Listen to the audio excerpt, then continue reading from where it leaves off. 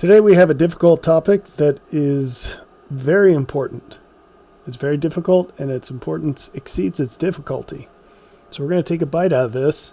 It's information you absolutely need. Even if you don't want to hear it, you really need to. Weak men create monstrous women. There's a huge problem with male weakness in the world today. I don't think it's specific to the Christian population, but boy, is it prevalent. I'm not sure exactly what happened along the way, where we got our signals crossed and we started to think of nice in terms of a definition that causes great harm to everyone. So I hope that these truths that we will talk about today, I hope they're things that you can really seriously face in your life. This is an immense problem. It's an immense problem and it absolutely has to be fixed. People that don't fix this are not going to be able to progress forward. That's how big of a problem it is. If this isn't right in your marriage, it's going to have profound effects on everything that matters. That sounds like it's got to be an overstatement, but I promise you it isn't. This is absolutely going to critically limit the happiness of yourself and your wife. One of the themes that I hope is clear throughout this presentation is that the most successful core to enact any of this from is a sincere desire for the benefit of your wife. That's maybe the saddest part of all, is as great as the male suffering is in these cases, where this has not happened, where the marriage has not been founded on good principles. There's tremendous suffering on the part of the male, but it's even sadder to see the complete loss of potential in the wife for her own happiness and the good that she could do for those in her family, her husband and her children. So, profound effects on the happiness of yourself and your wife, but also the potential happiness of your children. Of course, here and now, but also as they become adults. Kids tend to copy the example of their parents. Maybe that's where you got your bad ideas about marriage from. I don't know. But it is something that if you straighten it out, will provide a tremendous benefit to your children to have a good example of what's possible in marriage, and not just what's possible, what ought to be. It should be a baseline, the bare minimum. Here's one that you might not be thinking of, but if your marriage is completely jacked up, it makes it so much harder for your individual repentance. There's meant to be a support structure in marriage, and if it doesn't exist, it's extremely difficult to repent. One of the things that we'll see is that poor spouses enable each other in sin. They empower each other to do less than their best. And this is especially true when the man is weak and the woman's out of control. And you'll see why in a minute. And then finally, not that this is an exhaustive list, but I think the other big thing is that this will absolutely limit the role you can play in God's kingdom. If your home life is completely jacked up, you are just not going to have extra resources for anyone else. A successful home ought to be a battery of light, powering you to reach beyond the limits of your family to help those outside of your family. But if things aren't right at home, you're not going to have anything to spare. It's going to drain you every single day. So let's get into it. How do you know you have a problem? Here are some signs. This is probably enough. Again, it's not exhaustive, but I can't tell you how many men I know well who have one or more of these problems at home. Usually all of them.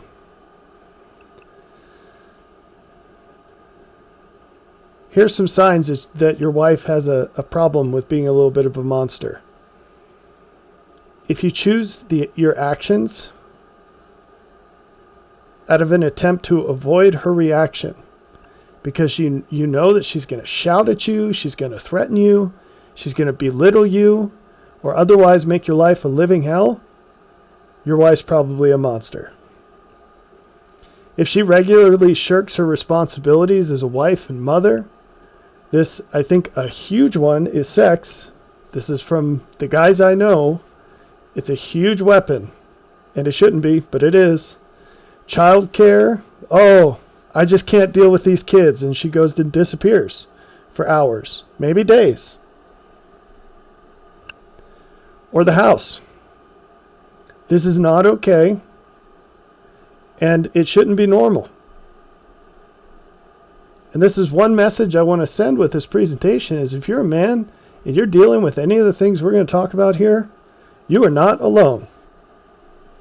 It just so happens that men go out of their way to not talk about these things with other men.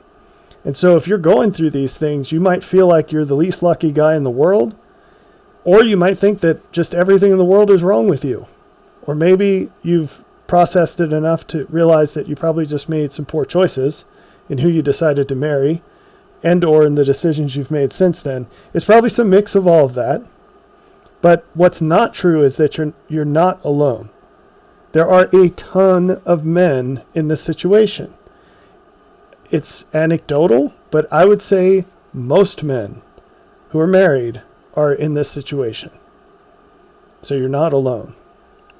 And one of the things that I'm hoping to do is increase communication by having, I'm in a weird vantage point because obviously I know a lot of men and because of the things I spend my time on, they open up to me about things like this in ways that I don't think they would if we were coworkers or just sort of friends.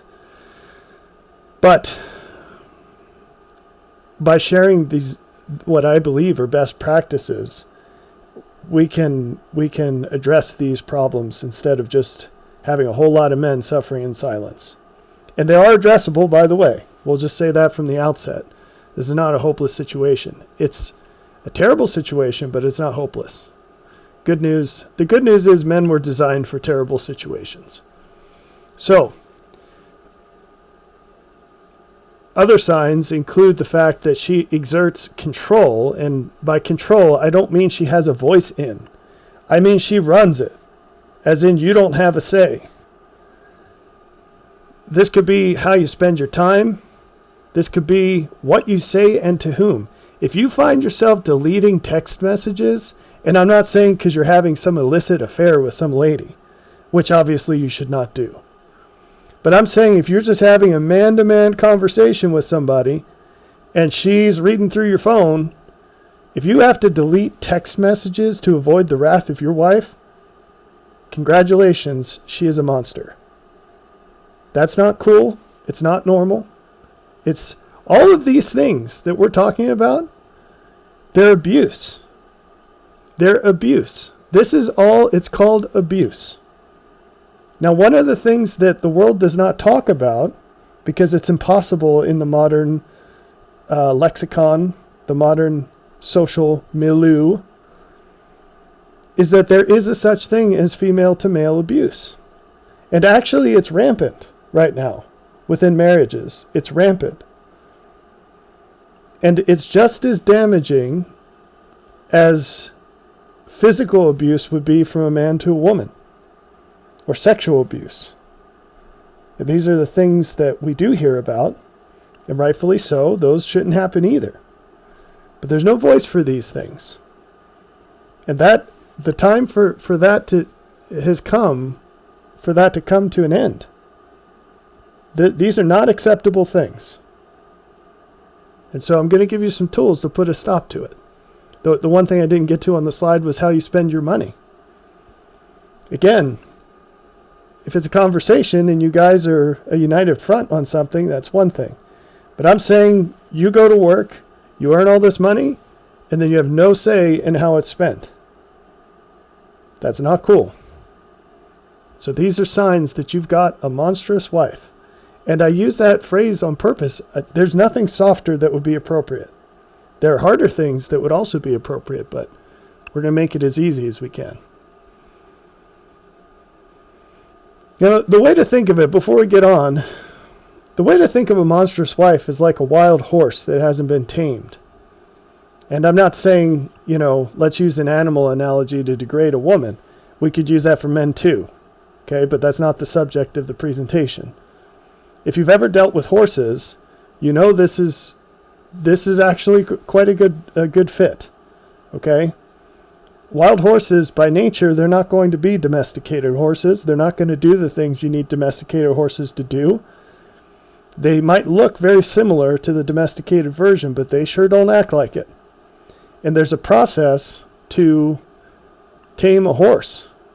And it's really tedious and involved and dangerous. And it doesn't always succeed. In fact, a lot of times it won't succeed. Or it won't stick. It'll only work for a little while. And unfortunately, this is a party that you didn't know you were taking a place at. But it's just the reality of the situation. And so, exposing this problem, talking about it just a little bit, now we're going to talk about tactics as to what you can do and why you should. So, there's this phrase, well-worn phrase, happy wife, happy life. And that's not false, but what we think of when we think of that is this idea of you've heard of people pleasers. Well, there are a lot of men out there who are wife pleasers. And let me tell you why that doesn't work. Because what a woman says and what a woman really wants usually are not the same thing. They're usually not the same thing.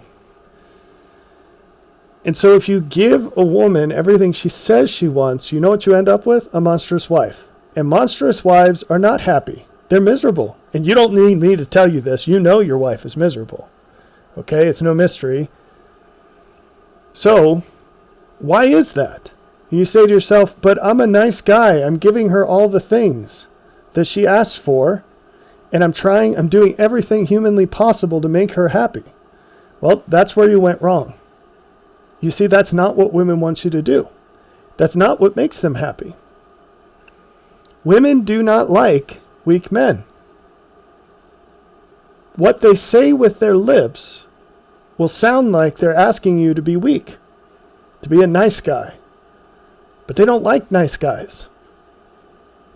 And we're going to go through a little bit of why.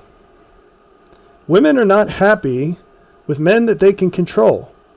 Because first and foremost, what they're looking for in a relationship is security. Women are fundamentally insecure. It's in their nature. They can't help it. So fundamentally, what they're looking for from men is security. They know that if you can't stand up to her, you can't stand up for her. If your woman can control you, then you can't protect her. And that makes her feel insecure. And so it's a dizzying downward spiral. Because every time you try to be nice to her to quote unquote make her happy, you're actually going to make her less happy because you're failing to provide the thing she's actually asking you for, which isn't what she's saying with her lips, but what she's saying with her actions. She's saying, I don't feel secure. I don't feel safe. Help me feel secure and safe. And instead of doing that, you're listening to her words and doing what she says, and then she just gets worse.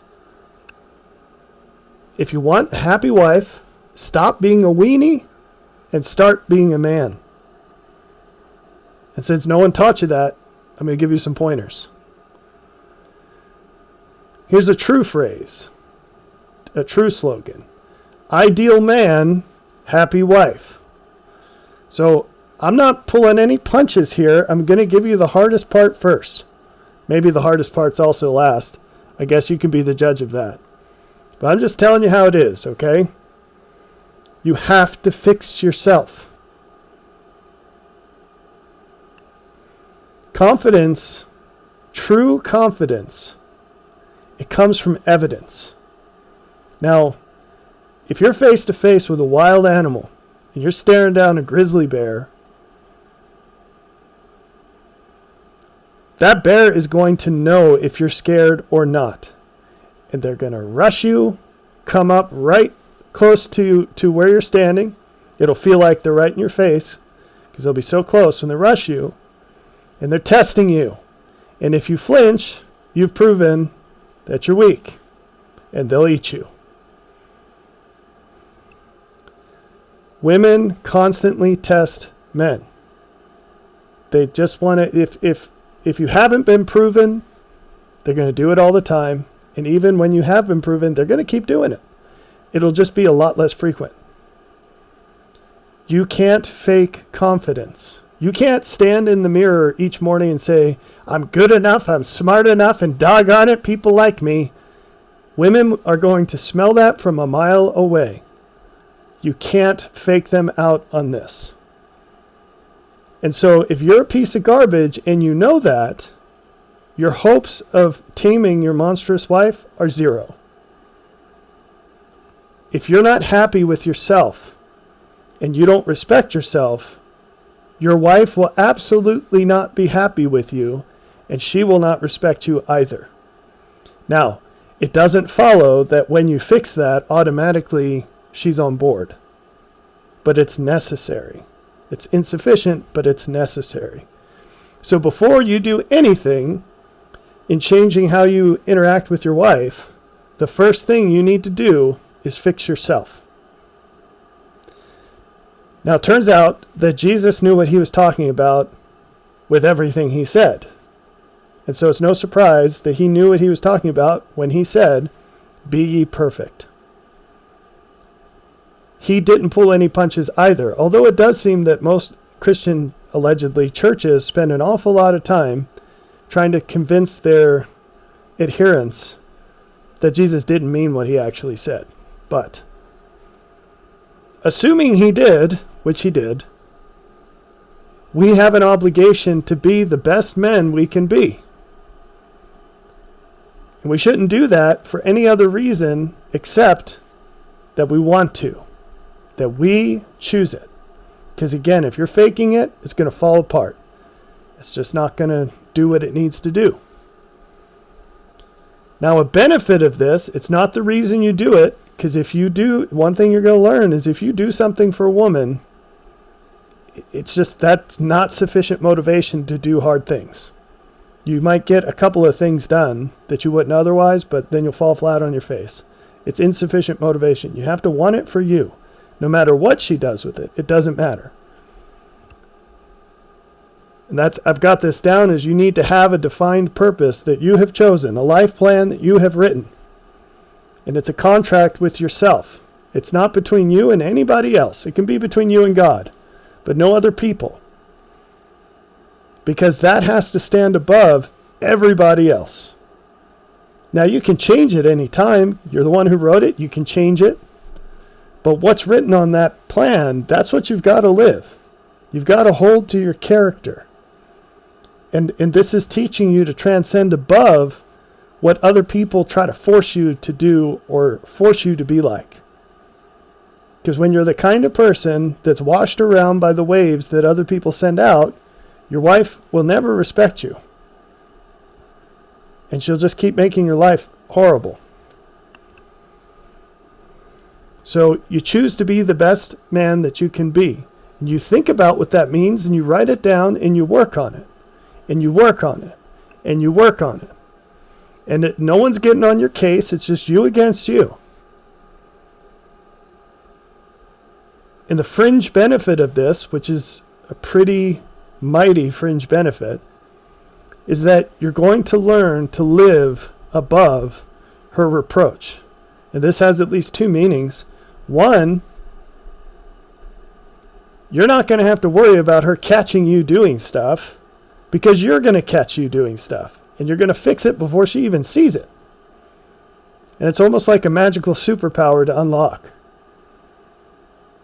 That alone will have a tremendous effect on your daily life.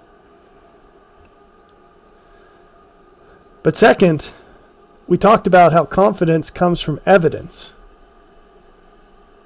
You're going to have a lot more self-confidence because you've defined what the ideal is and you're living up to it. And to the extent that you do that, and you're going to trip a couple times, but you can get right back up and see how long you can do it for this time. And maybe you trip up in an hour the first time, a day the second time, a week the third time. Maybe you're going strong for 3 months and you trip up on something. Doesn't matter. You keep going. And as you do this, what's going to happen is that your confidence is going to get so high that you're going to notice for the first time in your marriage just how much you were leaning on your wife to make you feel good about yourself.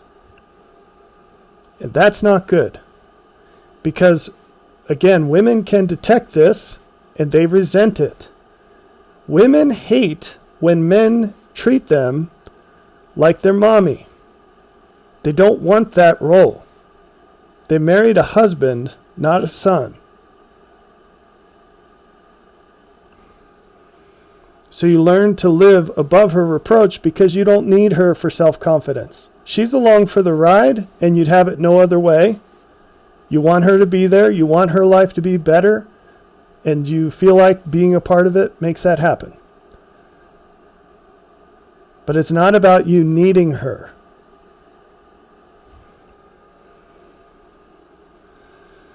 So as you live this, you become more and more consistent. And this is really important because every flaw you show your wife will cause her to lose respect for you. And with the loss of respect comes all the things we started this presentation with.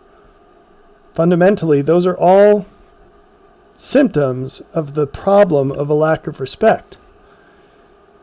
And contrary to popular Christian belief, women don't have an obligation to magically respect weak husbands. They have a right to actually having a good husband if the husband expects respect. If the husband's okay being a weenie, it's a different story. But women should not have to submit to husbands that are losers or respect husbands that are weenies. And they don't, by the way, so it really doesn't matter if you want to try to force them or not. It ain't going to happen. So always live according to your beliefs in every way. If you're hypocritical in any way, you're just cutting your legs off as far as your standing with your wife. So that's ideal man, happy wife. Now, we touched on this. Let's dive a little deeper. Your wife is not your best friend. Say it with me. Your wife is not your best friend. But Rob, so many people have told me my wife is my best friend. Well, they don't know what they're talking about. Look at your marriage and ask yourself why it stinks. I'm giving you the answers. But Rob, I know people, men who think that their wife is their best friend. They talk about it all the time. Their marriage seems okay. It seems okay behind closed doors. And we're going to get to this point. There's only one person in a woman's life who sees her for who she really is, and that's her husband. Because the rest of the time, she's wearing a mask. He's the only one that's around her in places and in situations and for enough time that she cannot keep the mask on. And some wives really rejoice in the opportunity to take the mask off. Unfortunately, in some cases, that man is the punching bag for this woman. And she's nice to everybody else, even the stranger at the grocery store, but she won't even treat her husband like a decent human being. He's like the concentration of all of her negative qualities get poured out onto him. This happens more times than I care to put a bound on. It's a very common thing. Anyway, that guy who says his wife is his best friend and he seems to mean it, his wife is absolutely miserable. He's probably too stupid to notice. But they probably won't be together in a couple years because she's going to leave him and take half his stuff. And he'll say, I don't know what happened. We were so happy. Meanwhile, she every week is complaining to her friends about how much of a loser she's married to. And she's actively evaluating escape plans, including other men she can run to. Your wife is not your best friend. Don't ever complain to your wife. Now, I'm not saying don't call out unacceptable behavior. That's not what I'm saying. I'm saying don't go to your wife and say, oh, woe is me, my life is so hard, let me cry on your lap. There's nothing wrong with a man coming in from the world to his home with bullet holes bleeding on the carpet. You don't have a duty, nor should you try, to put on a front that everything in the world is hunky-dory when you've got the weight of the world on your shoulders. That's not what I'm saying. I'm saying don't run to your wife for emotional comfort.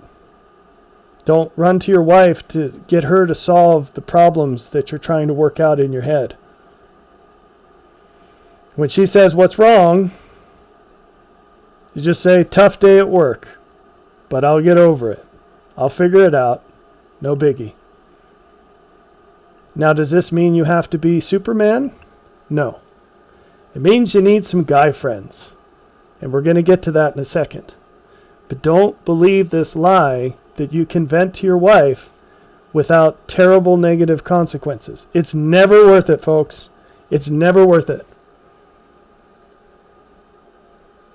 You don't have the female privilege of just kind of shirking off your load if it gets too heavy. There's not going to be a cleanup crew to mop up after you. You're supposed to be the hull that never breaks in your family, the wall in which your family is the garden.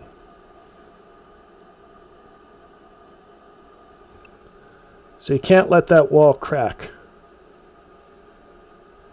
Every time you do, your wife will absolutely lose respect for you.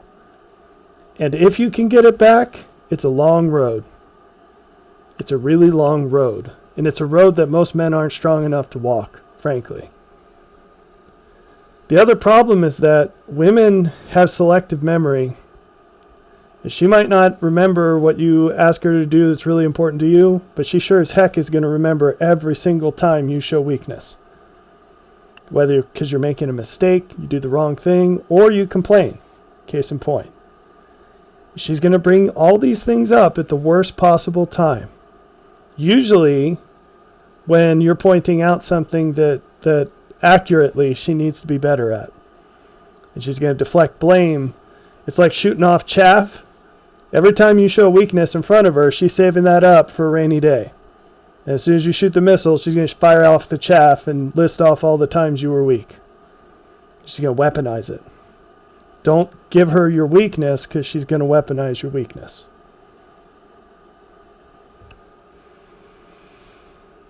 Okay, so I mentioned getting yourself some male friends. Here's the deal. There's this illusion of equal friendships in the world, just like there's this illusion of equal partners in relationships, romantic relationships. It's all a myth.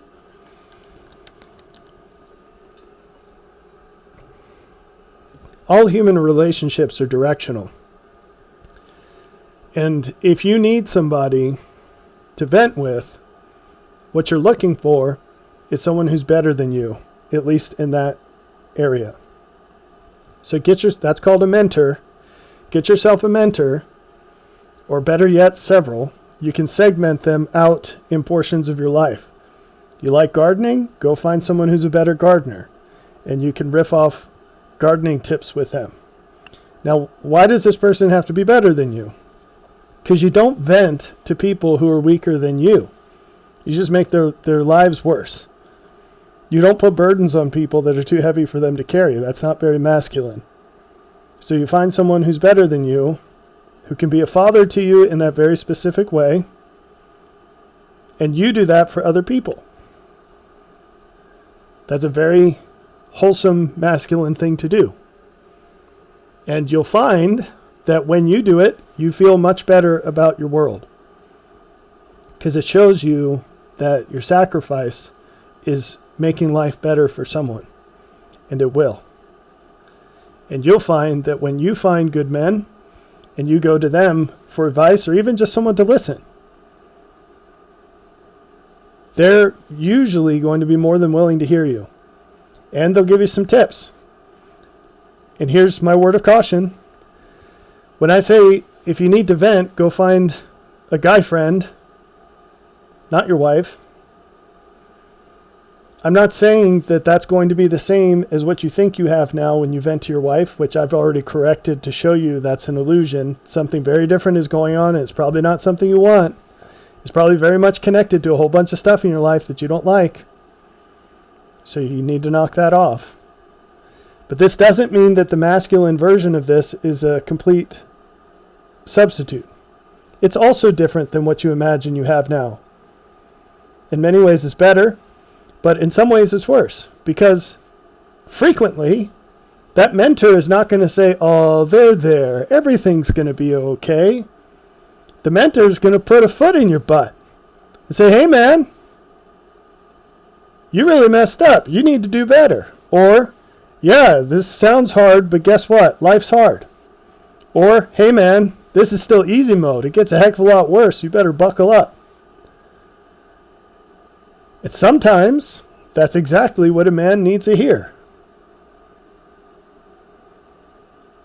One of the most weakening things a man can experience is for him to be going through a brutal experience and then someone to say, there, it's not that bad. It'll get better. Don't worry about it.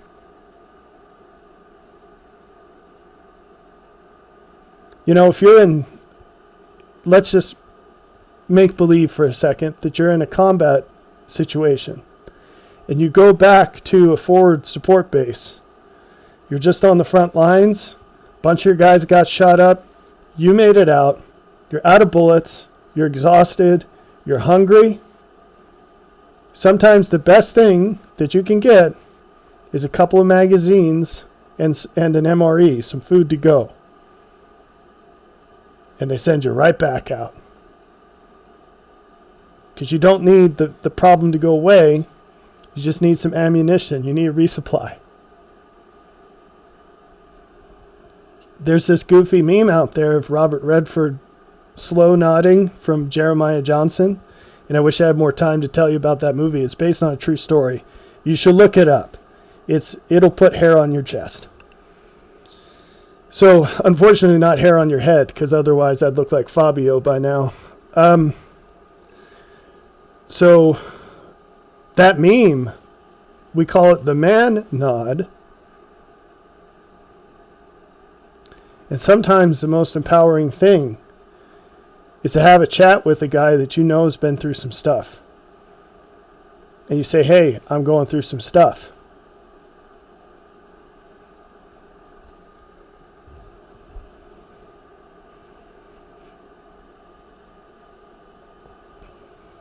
And sometimes, even without any words being said,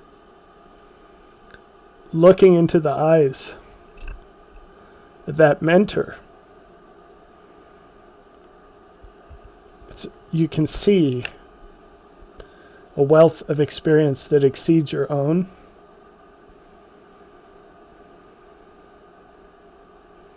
And sometimes the greatest confidence can be instilled through a silent, slow nod. And if you haven't had the gift of something like that, I hope you do one day. So get yourself some guy friends, but not male version of female friends, which tend to be fake friends. I'm saying legit guy friends, mentors. All right, next dimension, responsible man, happy wife. Here's a catchphrase for you. You're free to use this, but if you get it printed on a t-shirt, please send me one. I'll let you pick between large and extra large. I'm one of those two sizes. Men have testosterone, women have men. And I'm not just being funny with that. This is legitimate.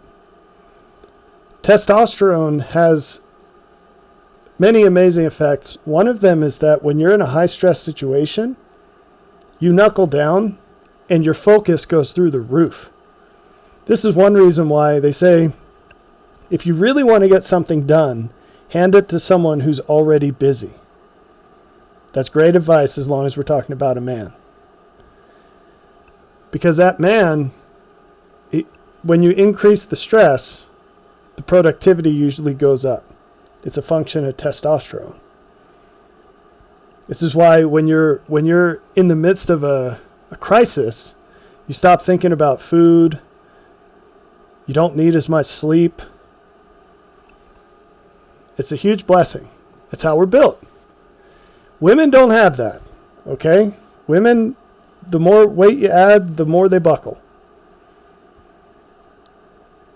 So God gave men testosterone, and God gave women men. And there are certainly things we can reverse this relationship around on.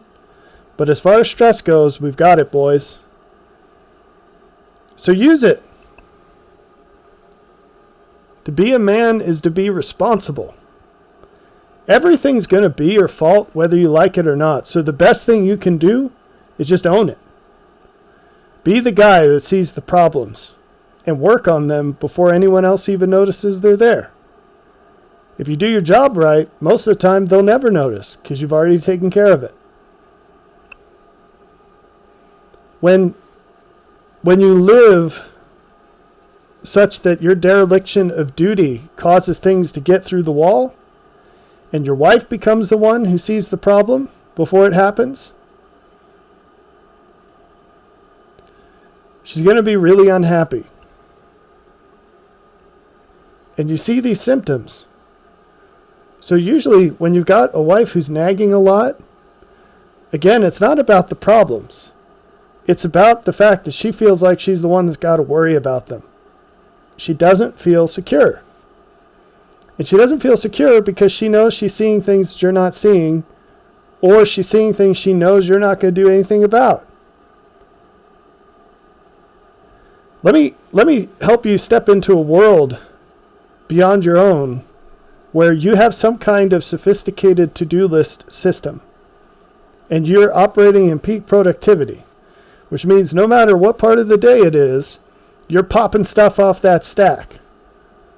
Even when you're exhausted, you're thinking, what's the most high impact thing I can do while exhausted? A woman married to a guy like this is not worried about jack diddly squat. Even if she sees something that's not on his radar, here's all it takes. Hey, honey, this one thing needs a blah blah. The husband pulls out his phone, punches in his to-do list, and it's done. She will never have to bring it up again. If she does, he can say, yep, here it is in the priority list. I got 10 things ahead of it. I expect I'll probably be getting to that in about 3 weeks, depending on if something more high priority jumps in. What the heck is she going to worry about? If anything, she's going to get worried that he's going to give her something to do off his to-do list, right?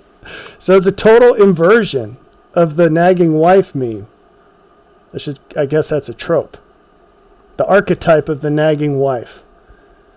An organized husband is not someone you're going to nag to, because you're going to walk away from that conversation with something to do. Right? It's like, yeah, we do need to get that done. I'll tell you what, here's 4 things ahead of it in my list that I think you can handle. Why don't you go do those and then report back if you need something else? I'll keep cranking on what I'm working on, because I've already thought through it, and here's all the reasons it's more important than whatever you're asking me to do or reminding me to do.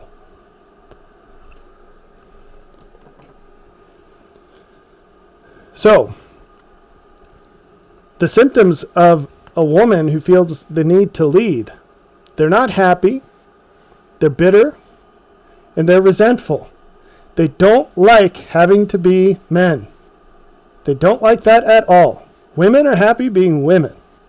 Turns out, imagine that.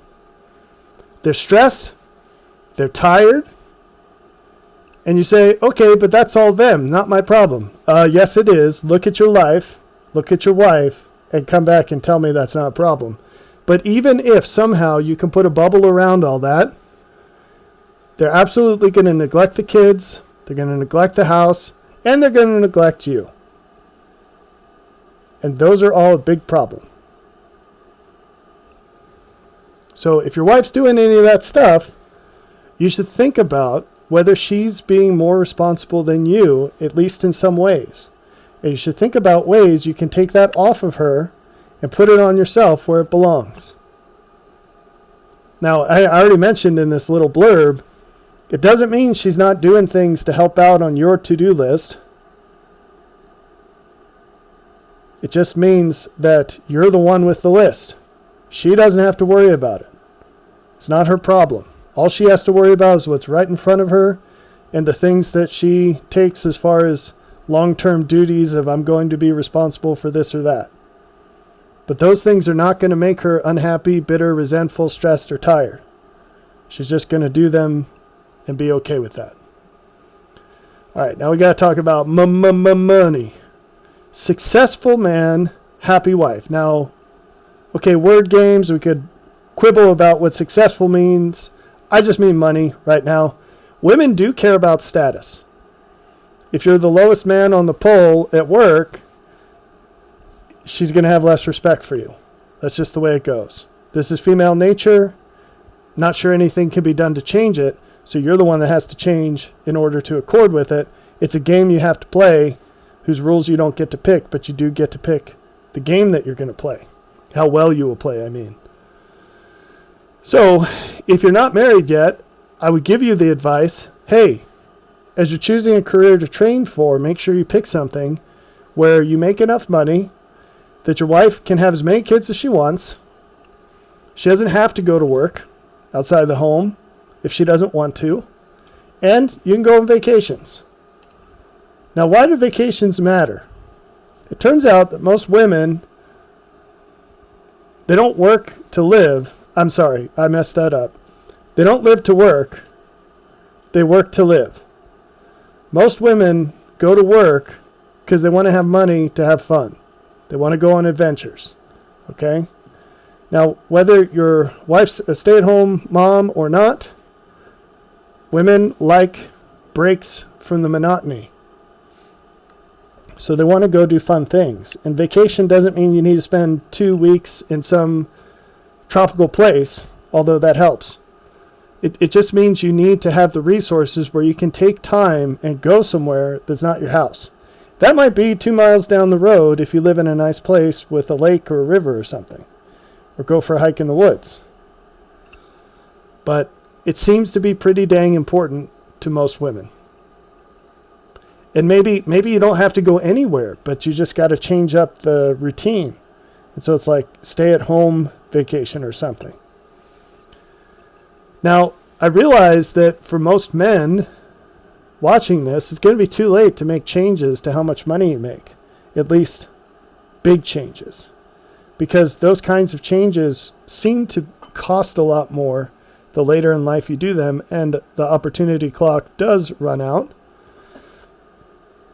But it's context specific. Every situation, every person will be different, but there's a whole lot that still can be done in many situations. And even if there's absolutely nothing that can be done, it bears saying that every deviation from the ideal in this, the man loses leverage. So we started, I think the first thing we looked at was ideal man, happy wife. In a perfect world, you'd have a perfect man. He'd be absolutely flawless. And so his wife would not have any reason to be upset, resentful, whatever with him ever. Every problem she had would be 100% her fault. Now, we don't live in such a perfect world, although what most women demand from men is pretty dang close to it. That's just the cards we've been dealt. The fact is that the further from the ideal you are, in all ways, and we're just talking about money here, but it's true for everything, you're going to have to give things up. And that really stinks to hear because most people, especially from a religious bent, they've been told their whole lives that the second they got married, everything will be perfect, all their problems will be solved, every need they have in life would be wrapped up in their wife. That rhymes, which means it must be true. But that's not true, okay? And so if you live in a situation, for example, where your wife does have to work, she's absolutely going to resent you for that. And maybe she doesn't resent you too much for it right now. But there will probably be a time where she resents you a whole lot for it. It's going to be your fault. Because remember, everything's your fault. Because you're a man. But that's what it means to be responsible. So, what kind of adjustment would you have to make for that? She is absolutely going to expect accommodations on her behavior because she has to work. She's going to expect that you let her get away with a whole lot more than you would otherwise because she has to work. So she's going to expect that you help her out around the house, which is pretty reasonable if she has to work because she's not home all the time. She's going to expect that you help out more with dinners or this or that or whatever. But also behaviorally, you're going to come home nights and you're going to say, hey, how about we have a little excitement? She's going to say no. And that no is going to stem from the fact that she's resentful that she has to work. She's going to say, I'm tired, whatever. And it's going to happen way more often than it could happen justifiably if she didn't have to work outside the home. Do you get how it works? And so, if you've seen my other videos that are more directed to younger men who haven't been married yet, I make a really big deal out of the money question. And I make a really big deal out of it for the videos for young women who haven't married yet, when they're looking at men. Why? It turns out it's a precondition for a whole lot of stuff. If you get this right, it doesn't mean everything else is going to work out, but man, is it easier. It's marriage in easy mode. It's never easy, but it's relatively way more easy. So hopefully that makes sense. All right, this one's super duper important. Strong man, happy wife. I think all these are important, by the way. I spent an unusually high amount of time on this, prepping this presentation. You probably didn't notice, and that's okay. And my problem, not yours, but I really tried to boil this down. It could have been a lot longer. So I hope that these are all just the bold points and you can fill in the blanks. You have to set boundaries on your wife. She sure as heck has set boundaries on you. But in the modern marriage, it's funny because it's touted equal partner this, equal partner that. It's not equal, folks. It is ridiculously tilted towards the woman in so many ways, like divorce. But this is one as well. She absolutely has set boundaries on you. But no one has bothered to explain to her the female equivalents of those boundaries. So you've got one side of a scale loaded, and you're just eating it left and right. So, if you came home one day and you said, hey, honey, I just didn't feel like going to work anymore. I quit my job. I'm not going to do anything else. I'm just going to take some time off and figure it out and find myself. Just not feeling it today. Maybe I'll go back next week. I have a headache. I didn't go to work today. By the way, the mortgage isn't going to get paid. So figure it out. Not my problem. You just figure it out. Of course, that would not be accepted by her. And we could go on and on with this. If you hauled off and punched your wife in the face, she would understandably call the cops on the spot, and you'd be in jail. And as you should be, right? But maybe I should have read the list before getting into the counter examples, the balance. Behind closed doors, she can tear you apart and belittle you and call you names every single time you get into an argument, and nothing ever happens to her. She still has a position in the church. All of her lady friends that think she's perfect in every way. If you punch her in the face, you will immediately become the scorn of the neighborhood. Again, rightfully so. People will say, man, that guy's a monster. How could he have done that? What kind of man is this? But she can basically get away with murder for the female versions of that.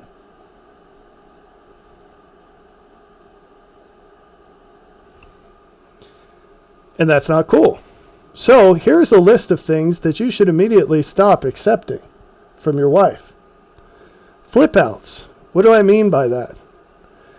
If it's happening to you, I don't think I have to explain it.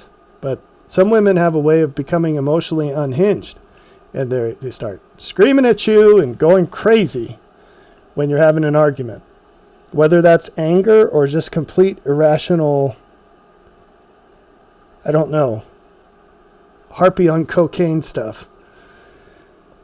If she does it, what should you do? Calmly call it out. Hey, I can see you're a little emotionally unhinged right now, and I'm not okay with that. And if it persists, discontinue the conversation. I'm not okay with you treating me like this, and if you keep doing it, I'm not going to stay in this conversation. I'm going to walk out of the room, and we can keep talking later when you're calm. You have permission to say that. If you're a woman, you have permission to say that too. Conversations have to be consensual. You should think about that. A lot has been said about sexual consent. Conversation should be consensual. Your wife does not have a right to follow you around like one of those ghosts in Super Mario that every time you turn your back, she comes at you. And she stops when you turn. You have a right to exit the conversation. If she doesn't like that, you can get in your car, you can drive away, and you can come back whenever the heck you feel like it. And you can tell her that. But calmly. We'll get into that in a minute. Belittling. If she starts calling you names, the conversation has ended. And you say, look, I'm sorry, you can't sit here and call me names. I'm not going to participate in a conversation where you're not treating me at least as good as you would some random human being. I'm your husband. This is unacceptable. So you can either knock it off or I'm out of here. I'm going to leave this conversation and we can continue it when you're willing to treat me with the respect that we both deserve. You're allowed to say that, folks. And you should. Blame shifting. Hey, you left your dirty socks out for the 400th time. Can you please put these away? Well, you leave your socks out all the time. No, I don't. But that's not the point. You left your socks out. Well, last week, you were supposed to put air in the tires of the car and you didn't. Okay. What does that have anything to do with the conversation? Well, time out. What I did at any other time is completely irrelevant to what we're talking about right now, which is what you did. And I'd like you to take ownership of this and fix it. It's really not a big deal. We don't have to spend any time talking about anything else. Done. Physical abuse. There are guys out there that get beat by their wife. And they let it happen because, I don't know, they think that they're not a man or whatever if they do something about it. So, if it happens again, you should say, you're not going to do this to me ever again. And the second you do, I absolutely am going to call the cops on you. And you will go to jail. It's not acceptable. I'm not going to do that to you, and you're not going to do that to me. And then the next time she does it, you should call 911 and get the cops and take care of it.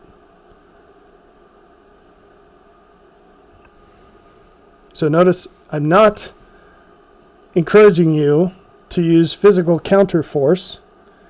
And in any issues with any of that stuff, you go find yourself a lawyer to talk to and or the police. I'm neither. But 911 is a thing that everybody should use and can use. It's not acceptable. And all this business about, well, real men wouldn't do that. Let me tell you something. If your wife is willing to beat you physically, you're just asking for her to do something worse, whether it's to you or your kids. That all of these things are signs of being unhinged. And if you've lived a life where you've empowered your wife to be or continue to be like that, you're asking for worse things to happen to you. You got to put a stop to it. And there are tools for this. withholding of sex. This is a really complicated subject, and I've posted a link somewhere. There are ladies out there who talk about this. There are men out there, of course, as well. But this is something you should look into, because the details of this, of course, it can be quite a complicated situation. But women usually, especially Christian women, they need to be educated on the importance of sex for men, because they don't understand what the equivalencies are for the woman. And the analogy I like to use is, well, how would you like it if I only paid the mortgage sometimes? Or I only paid the mortgage every other month? So details of what an ideal situation looks like and what exactly can be expected by either party and all of that, is beyond the scope of this conversation. But I will say, if you feel like your needs aren't being met and you feel like they're reasonable, you probably have a problem on your hands. And the sooner you address that, the better. Whatever resolution looks like. And I will also say that women disproportionately, they minimize this. And you can look at the stats. They're terrible. They're super depressing. But many, many, many marriages are either completely sexless or have a situation where the man wants to have sex 2, 3, 4, 5 times more often than they do. And still within very reasonable expectations. It's sad. Okay? It's a really big deal for most men, and it's really not taken seriously by most women. So other than that, you can go on your own little trashing your search history journey to figure that out. Okay. Some women will constantly threaten to divorce their husbands openly. And so we'll get to divorce on a slide a little later. So just keep that in mind. It's just a placeholder for now, rather than talking about it twice. But in general, what you want to do is take away the power.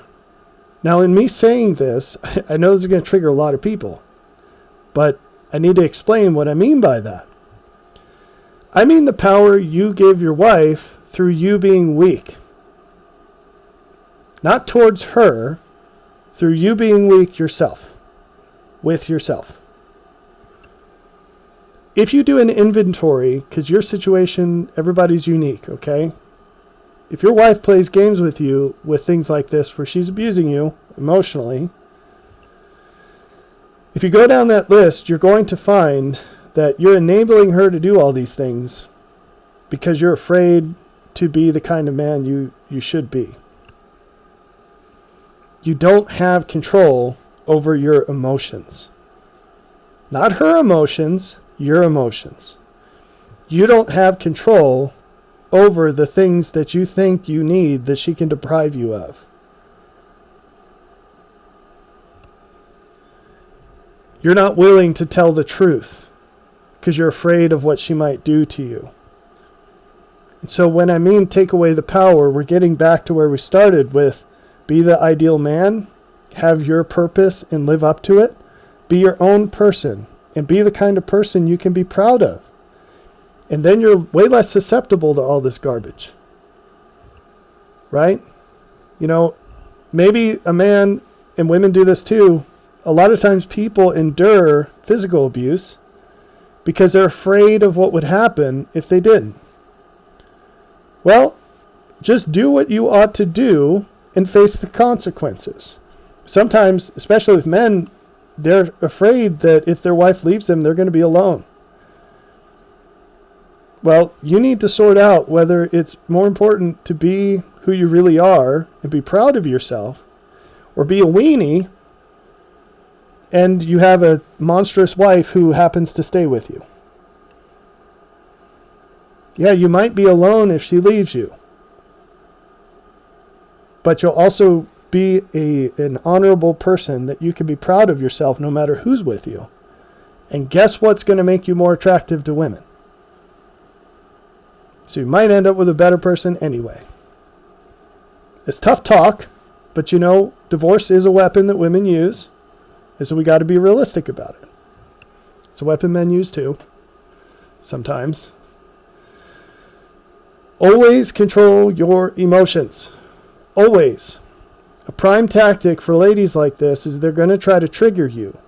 Because when you've got them pinned on something they could be better at, one of their tactics is to trigger you to do something worse in the moment. And that's a way of deflecting their blame. If they can get you angry, then all of a sudden it's not their fault. It doesn't matter how much it was their fault. It's not their fault anymore because you did something worse. And so you got to stay calm. Now your calmness can also help them stay calm. But the prime purpose is so that you can avoid that blame shifting. You'll take away the power. Now, when I say control your emotions, I don't mean that you should never raise your voice. Now, we've been kind of light on scriptures in this presentation, but go reread the New Testament and count how many times Jesus raised his voice. It happens. I'll give you a clue. It happens. So there's nothing inherently evil about that. The point is, are you in control? Sometimes some women need to hear things expressed in a very serious way before they'll pay attention. That's how you're going to punch through their emotional wall. And sometimes it's a terrible idea. So remain in control of your emotions. Keep that subject to your reasoning. Calm reasoning is what will win the day. Never, ever apologize for anything that you don't sincerely believe was your fault. Now, maybe a conversation starts that way and your wife makes a compelling case that it is your fault. Of course, take credit for it and apologize if it's your fault. But don't play this blame shifting game. Don't allow for things that you did 15 years ago to get dredged up for the 500th time. Sorry, that's not going to work.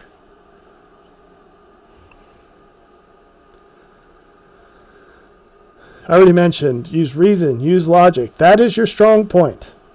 So if you're fighting a ground fighter, like Brazilian Jiu-Jitsu, and you're a kickboxer, whatever you do, you make sure that guy doesn't take you to the mat. Because if he takes you to the mat, you just lost. That's that guy's strong place. Women have trained their whole lives to battle emotionally. That's why they belittle you and they do all these things because they don't get in fistfights with other ladies. They do character assassinations and stuff like that. Excuse me.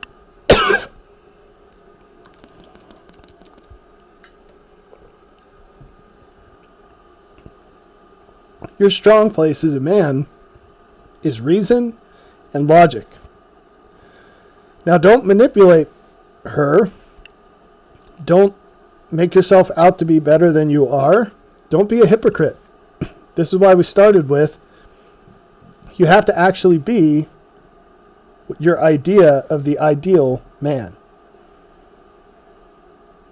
Because she will nitpick all those flaws and bring them out to use against you in an argument. And you have to take that power away. And finally, and this is going to come back in our divorce discussion, you need to be honest and realistic about the resources that you bring to the table. Men and women have an unrealistically low appraisal of the value of a decent man. There are tons of decent men who, in a disagreement with their wife, when there's some pressure, they act like they're the biggest loser in the world. And it makes no sense whatsoever. And they act like their wife is God's gift to the earth when she's a completely normal woman. I'll give you a real example of this. Let's say you got a guy who makes over $100,000 a year, and he has for years. And he funds his wife to be a stay-at-home mom, and she has had many kids, and she has not been limited in the number of kids that she has by her husband's money, his earnings potential, and he works very hard at his job. And then they get into discussions, and she has all the leverage. And there are more dimensions to men and women, but in all the other ways, the man and the woman are very normal, for the sake of the argument, okay? That man should have ridiculous leverage in a conversation because he's giving a completely normal woman an extremely exceptional life. Far less than 10% of men could provide that life, and way less than 10% choose to. And yet he's coming to this conversation like a beaten dog. That's wrong. That's wrong. And of course that woman is going to be a monster. Because she thinks they're on equal footing. All she's done is what every woman has done since the dawn of time. He's outperformed 95% of his peers as men. These two things are not the same. And we need to get real about this.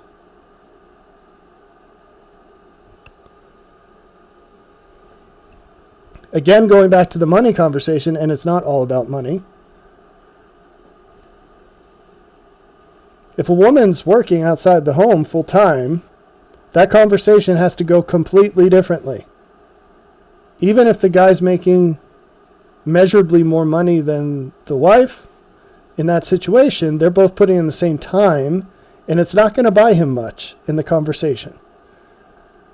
And so their votes become much more equal, so to speak.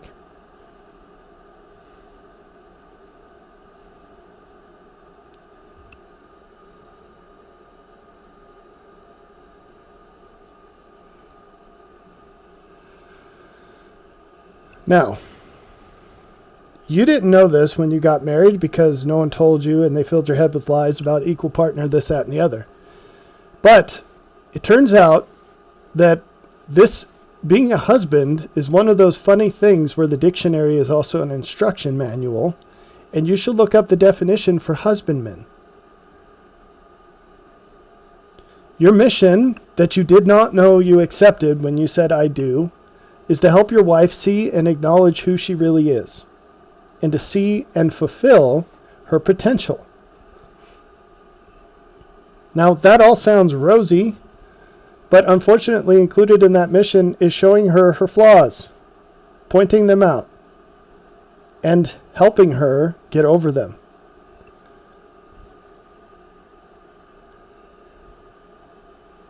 It includes helping her see the value of improvement, because most young women already think they're God's gift to the earth, especially today. And this is usually as painful as it sounds. Some religious backing for this.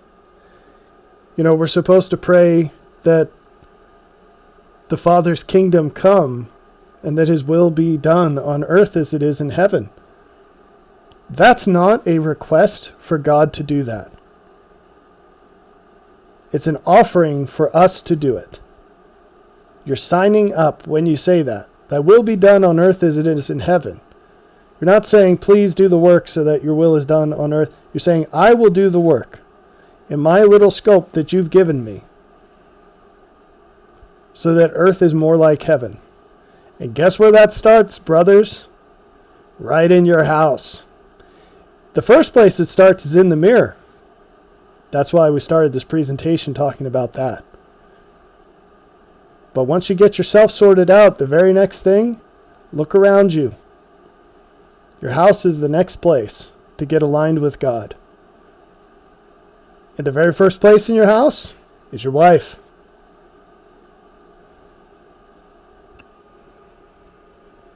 You are the only person on God's green earth that sees how your wife really is. She's always wearing a mask. You're the only one that sees her without it. And it's not because she wants it to be that way. It's because no one can do that 24/7, and you're the lucky guy who gets to see her when she's not wearing it. which means that the greatest burden out of everyone on this planet to help your wife achieve her potential is on you. Not her parents, not her kids, not her coworkers, not her girlfriends, you. And you say, well, why isn't it on her? Well, of course she has responsibility in that. But your job as a man is to be closer to God than she is. That's probably another one no one told you about.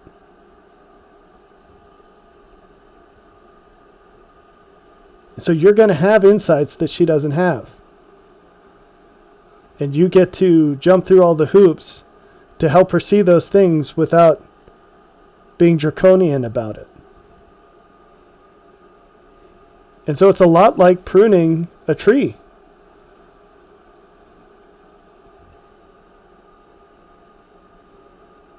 All right. So as you go about with your loppers, let me try to give you some help so you don't get divorced, unless you really want to. Tip number 1, be the best man she can get.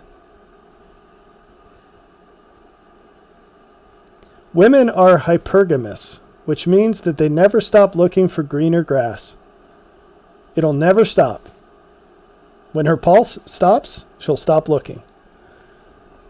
She's constantly going to be evaluating whether she could get better somewhere else. This is just a function of female nature. And so you get to play the game. You don't get to pick the rules. The game is you have to be a better man than anyone else who would accept her. You don't have to be the best man in the world. You just have to be the best man that would tolerate her. So, if she's content with you now and then she drops 50 pounds, you better do something to be better than you were when she was 50 pounds heavier. If you get demoted at work and you take a 25% pay cut, you better do something else to make up that value in her eyes. All of these changes are going to increase the odds she's going to leave you. And or she will make your life such a living hell that you wish she would. So the fuzzy version is be all that you can be. Just like that old army commercial. Be better than any man she knows or can imagine who would tolerate her. Now that's really tricky if she had a history when you guys got married. If she had had boyfriends before, you're competing against an imaginary man that doesn't actually exist, who's composed of all the best parts of all the men that she dated. This is why women really shouldn't date before they get married. Phrased a different way, they shouldn't continue dating anyone they don't have the full intention of marrying.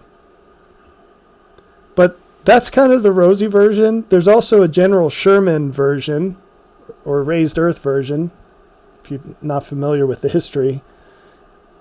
Some would say that General Sherman won the war, the Civil War for the North, because instead of engaging in traditional battles where the Union was getting their butts kicked, because it generally, pun intended, the generals in the South tended to be better. But Sherman marched across the fields and just burned them. He just marched right across the South and burned everything in his path.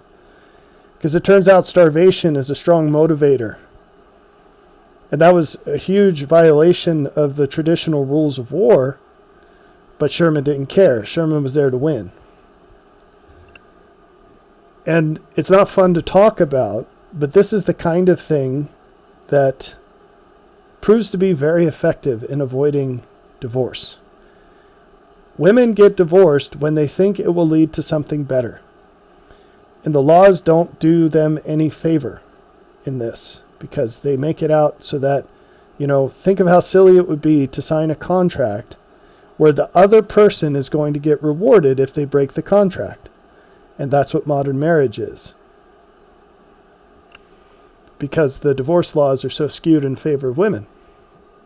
So, what's the raised earth version of be the best man she can get? Help her not be deluded about her value.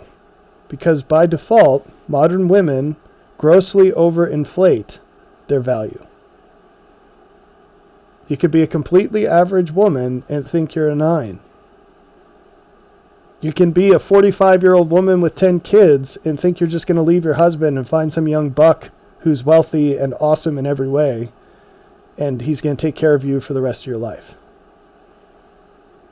And so these things take tact, which I'm probably the worst person in the world to advise you on, but you ought to regularly remind your wife of reality.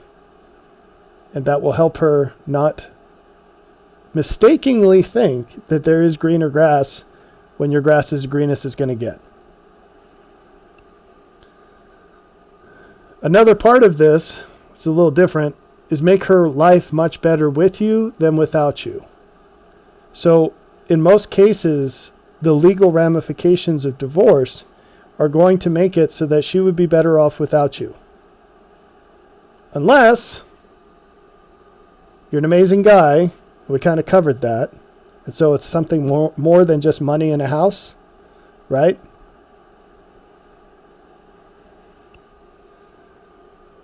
But there's a raised earth version of this too, which is that the laws about divorce and child support and alimony, those are based on a couple of assumptions about motives that a man might have to avoid certain punishments in his life. Now, what if you couldn't care less about those punishments? Do you think that that would affect your wife's likelihood of invoking them? Of course it would. Of course it would.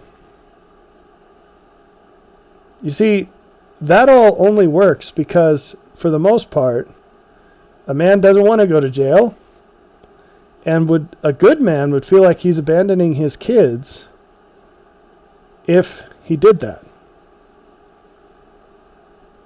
But if your position is different, maybe that doesn't apply to you. Maybe you're in the position where you feel like if your wife totally torched your marriage and divorced you, it wouldn't be your fault at all. It'd be her fault. And whatever consequence followed for your kids would also be her fault, not yours. And if she understood that, she'd probably be less likely to divorce you.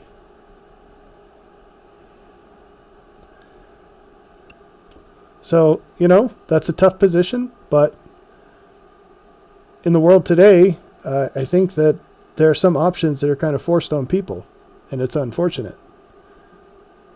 It's unfortunate when laws encourage people to do morally wrong things. Now, last slide. One thing I've seen in men, when they get a little shaken up by these sorts of things and they spur into action, again, I cannot underscore it enough, it's almost never the case that the very first thing they focus on is improving themselves. They almost always want to jump straight to, I want my wife to be a better person so my life is easier. And I've already told you this in this presentation. That is absolutely the wrong motive to do any of this. It's not going to work. She's going to end up leaving you if you try that and you push it too hard. And that might be the best thing if you're that weak in the end. The whole point is to fix the weakness, not to embrace it. So trying to force your wife to be better just so your life is easier, that's being even more weak than you have been to create the problem in the first place. So this is like, I said, it's kind of like pruning a tree. There's only so much of a tree you can prune every season. I think the rule of thumb is never go past a third. Well, with people, it's even less than that.